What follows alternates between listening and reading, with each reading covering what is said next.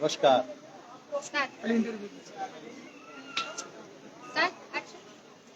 नमस्ते दोस्तों, आज हमारे साथ हैं अपोलो हॉस्पिटल के cardiologist doctor Jitendra sir. How are you? Dr. cardiologist at Apollo Hospital, and I'm very happy to be with Good India news channel. Thank you.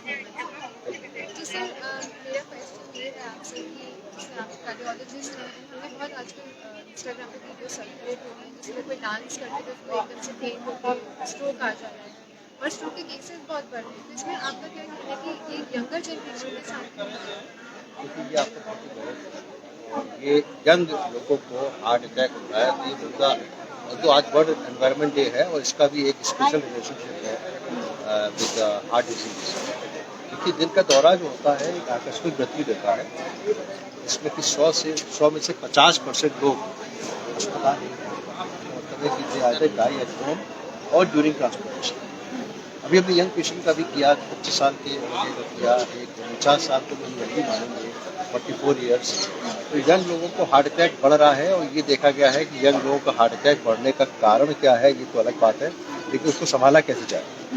Environment day के दिन पहले मैं बात करूंगा कि आज वर्ल्ड एनवायरनमेंट डे है। इट्स वेरी इंपॉर्टेंट, 1972 से शुरू हुआ है, जब से भारत के लोगों ने, पृथ्वी के लोगों ने, विश्व के लोगों ने ये देखा कि एनवायरनमेंट आउट ऑफ कंट्रोल हो रहा है। इस समय सबसे ज़्यादा ग्लोबल वार्मिंग की चिंता है।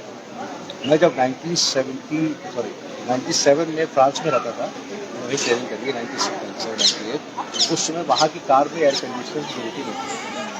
अब यूरोप की बात कर रहा हूँ, घर के अंदर पंखे नहीं थे और गर्मियों की बाद भी हम लोग बस खिड़की खोल लेते थे, दैट वाज नो नीड। आज के समय रहिए आप यूरोपियन पैलेस से बताओ, आजकल हर कार में एयर कंडीशनर है और हर कार में रिक्वायरमेंट है एयर कंडीशनिंग की घर के अंदर। क्यों हो रहा है कि ग्लोबल वार्मिंग है। जो एवरेज टेम्परेचर है पूरी दुनिया में वो करीब बढ़ गया है 3 से 4 degree centigrade, if I am not wrong, overall. तो वो टेम्परेचर बढ़ गया है, यानी कि जो पेरिस में अभी जो मैक्सिमम टेम्परेचर आता था 25-28, वो वहाँ 35 से 40 हो रहा है। इंडिया में जो हम लोग देखते थे, दिल्ली में रह रहे हैं काफ़ी सालों से, लखनऊ रहता था, हम लोग को दिवाली पे पता लगता था कि जाड़ा आ गया और होली पे गर्मी आ गई। तो इस तरह का वो खत्म हो गया। आप देखते 1-2 महीने के लिए ठंडक पड़ती, बाकी दिन है श्रिंकिंग।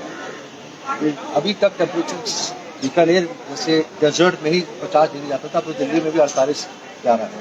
इससे ह्यूज कंसर्न, खास करके नुकसान क्यों हो रहा है, एक तो 2 तरह के नुकसान हो रहे थे। डेजर्ट एरिया बढ़ रहा है, तो डेजर्ट एरिया बढ़ रहा है तो उससे हमारे जो जीव जंतु हैं जो वहाँ रहते थे उनकी मृत्यु हो रही है, वो खत्म हो रहा है।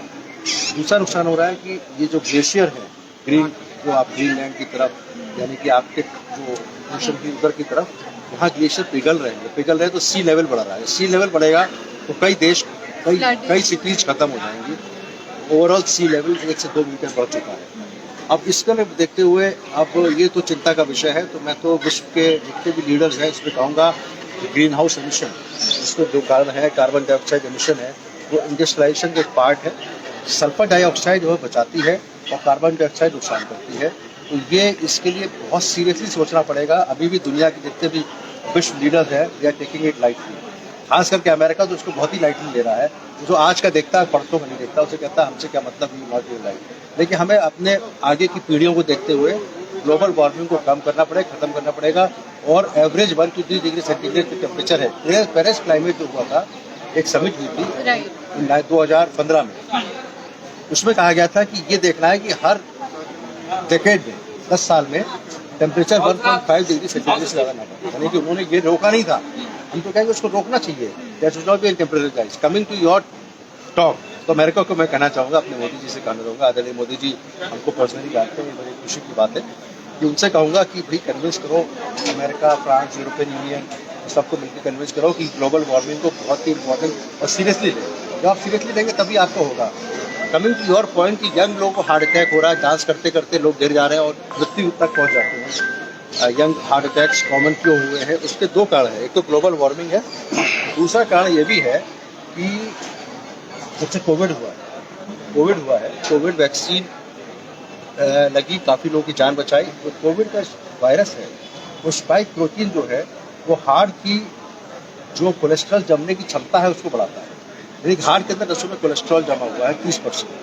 अब वो कोविड वायरस जो है उस कोलेस्ट्रॉल को, बहुत बड़ी बात सुनिएगा, उस कोलेस्ट्रॉल को जो नस की आर्टरी होती है ना, धमनियाँ, वो केवल 3 मिलीमीटर होती है, 3 मिलीमीटर।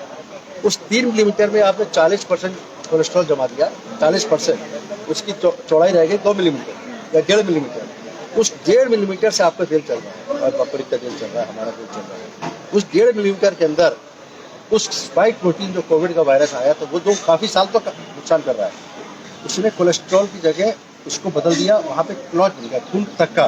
जब आपको चोट लगती है ना, तो खून का थक्का जमता है, तो दैट इज नॉट कोलेस्ट्रॉल, खून का थक्का। खून का थक्का नॉर्मली भगवान ने सिस्टम बनाया कि बॉडी के अंदर खून का थक्का ना जमे, उस वजह से वो खून का थक्का जम जाता है, और एक जो 35% ब्लॉक था या 40% था, वो 100% में कन्वर्ट हो जाता है। तो नस धमनी पूरी बंद हो जाती है, हार्ट फड़फड़ाता है और रुक जाता है। अब करना क्या चाहिए, क्योंकि ये बहुत कॉमन है। सब, मेरे ख्याल से भारत की पॉपुलेशन 140 करोड़ है, तो 135 को तो कोविड हुआ है, कोविड फिर से आ रहा है। तो अब करना ये चाहिए कि हमें इसको रोकने के लिए कुछ ऐसी टेस्ट कराने चाहिए पब्लिक का, युवाओं का खास कर, क्योंकि आजकल युवा जो है टेंशन में, मानसिक तनाव है। आपको भी तनाव है, आपकी जैसे 25-30 साल की उम्र के लोग पहले तो मस्ती करते थे, आजकल आप लोग काम कर रहे हैं। तो जितना मानसिक तनाव बढ़ेगा, वो कोलेस्ट्रॉल की जगह क्लॉट होने की क्षमता बढ़ती जाएगी, चांसेस बढ़ते जाएंगे। तो इतनी तनाव कम करें, रेगुलर चेकअप कराएं, बॉडी के अंदर कोलेस्ट्रॉल कितना है इसका चेकअप कराएं। और एक बहुत इंपॉर्टेंट जांच होती है, जो आपके माध्यम से बताना चाहूँगा, जो पब्लिक को पता नहीं है, वो जांच होती है सीटी कोरोनरी एंजियोग्राफी।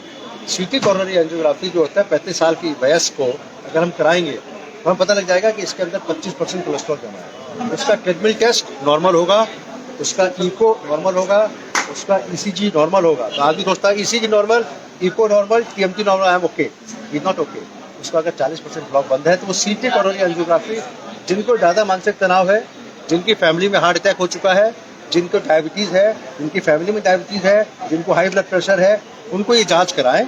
और अगर ये ब्लॉकेज निकलता है, तो वो दवाइयाँ हैं जो आपको दिल के दौरे से बचाएंगे। ये मैं डॉक्टर गुप्ता अपोलो में हूँ, सबको ये राय देता हूँ कि आप एक 30 साल के ऊपर अगर आप मानसिक तनाव से गुजर रहे हैं, मैं रिपीट कर रहा हूँ, मानसिक तनाव से गुजर रहे हैं, आपकी फैमिली में हार्ट की प्रॉब्लम है, आपको डायबिटीज़ है, आपके फादर को डायबिटीज़ है, आपको हाई ब्लड प्रेशर है, आपके फादर को हाई ब्लड प्रेशर है, और जिनका पहले हार्ट अटैक हो चुका है, माता पिता, चाचा चाची, मौसा मौसी, इन सब बेघई हो चुका है, उनको ये जाँच कराएं।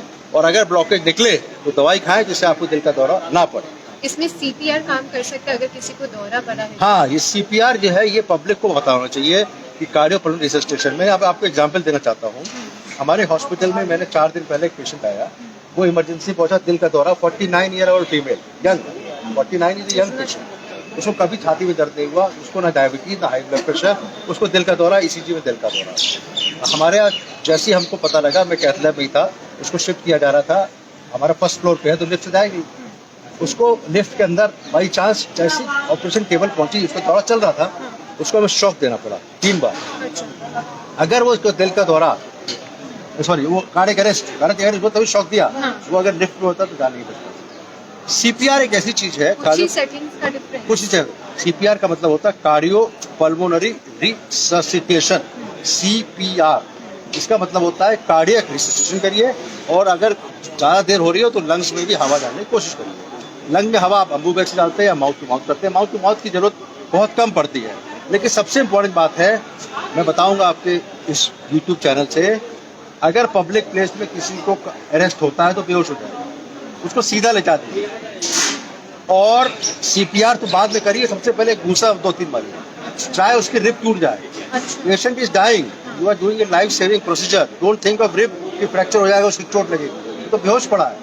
तो जितने कस के आप घूसा मारेंगे, उतनी जल्दी, क्योंकि वो it is like a TC shock, उतनी जल्दी उसको सांस वापस आने की संभावना है।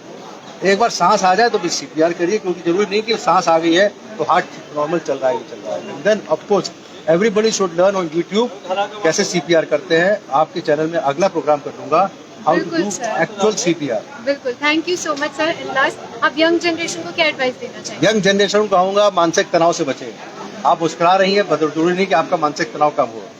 अच्छी नींद लें। देखिए, सबसे बड़ी बात है, मानसिक तनाव कम करना आसान नहीं है। आपको कंपटीशन है, आपको सैलरी बढ़वानी है, आपको काम करना है, आपके माता पिता की इतनी आय ज़्यादा नहीं है, आपके घर में 2 भाई है, छोटे भाई है, बड़े हैं, आपको आगे बढ़ना है। एक तो प्रतिस्पर्धा, जेलसी, और साथ साथ कंपटीशन, ये सारा मानसिक तनाव देता है। अब हमारा देश विकसित देश नहीं है। विकसित देश मतलब होता है हर आदमी को रोटी कपड़ा मकान मिल जाए तो मानसिक तनाव खत्म हो जाएगा। एवरीबॉडी, जैसे कि फ्रांस है, फ्रांस विकसित क्यों है कि वहाँ का एक आदमी अगर अस्पताल जाता है वो अपना पास दिखाता है कि मैं फ्रेंच सिटीजन हूँ, चाहे प्राइवेट हॉस्पिटल हो चाहे गवर्नमेंट हॉस्पिटल हो, उसको सारी फ्री सेवा मिलती है। हमारे नहीं है, उसको मेडिकल बिल भी भरने पड़ते हैं। तो विकसित जो देश नहीं है, जो डेवलपिंग कंट्री है, उसमें ये है कि मानसिक तनाव कम करने का तरीका है म्यूजिक सुनिए, और सबसे इम्पोर्टेंट बात है नींद पूरी करिए 8 घंटे की। जो आदमी 4 घंटे 5 घंटे सो रहा है ना, उसको दिल की बीमारी होने की संभावना ज़्यादा है। पहली बात, रेगुलर चेकअप कराते रहिए, ब्लड प्रेशर 120/80 के आसपास रखिए, डायबिटीज चेक करते रहिए और खुश रहिए। खुश रहना तरीका क्या है? हर आदमी दुखी होता है, रात सोचता है अरे आज काम ही नहीं हुआ मेरा, आज ये रह गया, कल ये करना है।